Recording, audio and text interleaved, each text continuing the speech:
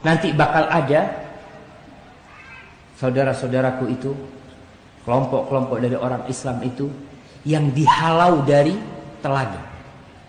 Sebagaimana onta tersesat itu dihalau dari telaga. Jadi orang kalau punya onta, dia mau kasih minum ke telaga, terus ada onta orang lain datang, itu diusir. Karena bukan tempat dia ini. Diusirlah karena telaganya onta itu. Akan terjadi itu. Dan ketika dihalau, Rasul sallallahu alaihi wasallam mengatakan, "Unadihim ala haluma." Ketika mereka diusir, Rasul tahu tuh ada bekas wudhu tuh.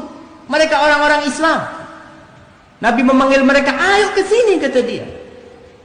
Dan dalam riwayat lain Rasul mengatakan, "Ummati, umatku mereka." Apa kata fayuqal, para malaikat mengatakan kepada Nabi, "Innahum qad baddalu ba'da." Mereka telah merubah setelah engkau meninggal. Agama Nabi sudah dirubah dengan mereka. Maka Rasul SAW mengatakan, suhkan, jauhlah.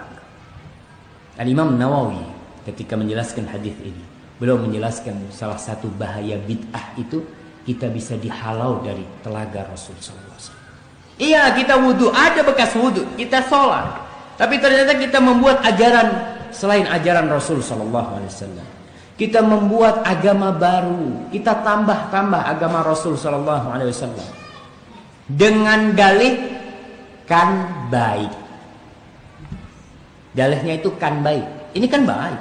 Jadi ada hadis lain yang berbunyi, akan datang orang-orang yang aku kenal ke Haud. Mereka datang. Lalu mereka ditarik oleh malaikat, dimasukkan, mau dilempar ke api neraka. Kata Nabi SAW, "Ya Allah, wahai Tuhanku, ini sahabat-sahabatku. Aku mengenal mereka nih. Pernah beriman padaku." Kata para malaikat, Allah menjawab ya, melalui malaikat, maka malaikat berkata, "Hai Muhammad, sesungguhnya engkau tidak tahu apa yang mereka lakukan sepeninggalmu." Ya.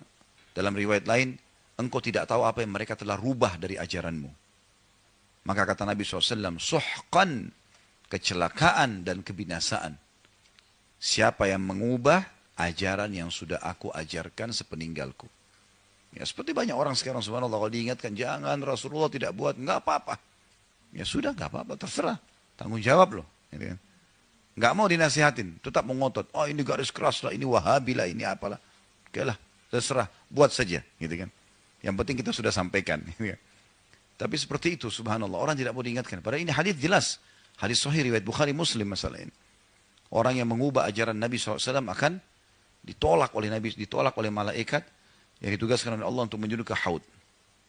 Bahwa Nabi SAW menyebutkan di hari kiamat nanti ada orang-orang yang dihalangi untuk masuk ke dalam telaga beliau. Yang sebagian mereka, kata Nabi SAW, saya kenal mereka. Begitu saya ingin membawa mereka ke dalam telagaku Haud, maka dilarang. Mereka dilarang untuk masuk ke dalamnya. Aku pun berkata, ya Allah, mereka adalah umatku. Mereka adalah umatku. Dalam sebuah riwayat yang lain, mereka adalah sahabatku. Mereka adalah sahabatku. Maka dikatakan kepada Nabi SAW, innaka la tadri ma ahdatsu ba'dak. Kamu tidak tahu, mereka telah mengubah-ubah agamamu setelah engkau meninggal. Maka Nabi pun berkata, suhqan liman baddala wa ghayyar. Celaka atau menjauhlah orang-orang yang telah mengubah, mengada-adakan perkara baru dalam agamaku.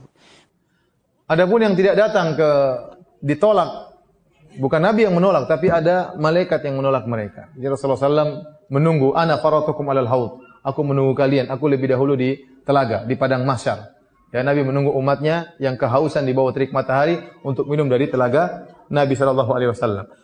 Tiba-tiba ada orang yang Nabi kenal, Nabi sudah tunggu, ternyata mereka diusir. Maka Nabi berkata, ummati. Dalam riwayat usayhibi. Ya Rasul, ya Allah itu umatku. Ya Allah itu sahabat-sahabatku. Maka malaikat berkata, innaka la tadri ma ahdatsu ba'dak. Kau tidak tahu apa yang mereka ada-adakan setelah meninggalnya engkau. Innahu qad ghayyaru wa baddalu. Sungguhnya mereka telah merubah ajaranmu dan telah mengganti ajaranmu. Ya. Jadi siapakah yang tertolak dari telaga Nabi SAW? Di antaranya orang-orang yang murtad. Ya. Di antaranya kata para ulama, orang yang merubah ajaran Nabi, yang melakukan bid'ah-bid'ah yang besar seperti bid'ah Qadariyah, bid'ah Khawarij, bid'ah Syiah dan yang lainnya. Ya. Ini dijelaskan oleh Al-Qurtubi, yaitu yang dimaksud mereka adalah orang-orang yang melakukan bid'ah-bid'ah akidah yang benar-benar anggap merubah ajaran Nabi Shallallahu Alaihi Wasallam. Ya, mereka tertolak dari telaga Nabi Shallallahu Alaihi Wasallam karena mereka tidak puas dengan ajaran Nabi.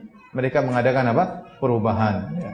Atau ajaran Nabi tidak sesuai dengan logika mereka, maka mereka tidak terima ajaran Nabi Shallallahu Alaihi Wasallam. Ada lagi yang bertanya?